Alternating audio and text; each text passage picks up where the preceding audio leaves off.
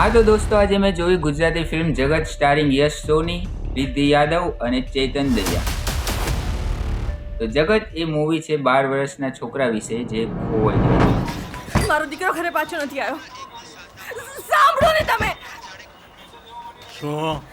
આયુષ મારો સન છે, એ ઘરે નથી આવ્યો અને ક્યાંય મળતો પણ નથી.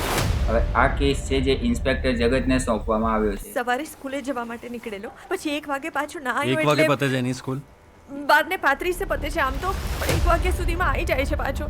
પણ એ ના આવ્યો એટલે હું સ્કૂલે ગઈ તો ખબર પડી એ સ્કૂલે ગયો જ નથી. ફિલ્મી સ્ટોરીની વાત કરીએ, સ્ટોરી એકદમ મજબૂત લીધેલી. કદાચ ગુજરાતી ફિલ્મમાં આવી સ્ટોરી તમે ક્યારેય નહીં જોઈ. દીપ્તિ ને આયુષ વચ્ચે બહુ ઝઘડા થતા હતા. એટલે આયુષ તો સાવ 12 વર્ષનો, એવા તો કેવા ઝઘડા થતા હતા? એટલે નાનો છોકરો હેરાન કરતો હોય તો આપણે વઢીએ ને એવું બધું તો ખરું, પણ એમના ઘરમાં થોડું વધારે જ થતું હતું. આમ મારવાના, વસ્તુ પડવાના, તૂટવાના એવા બધા અવાજો આવે રાત્રે, ને આયુષના રડવાના પણ. अच्छी लग रही है ना ये फिल्म, पर अब इसके बाद क्या देखोगे? नहीं पता ना.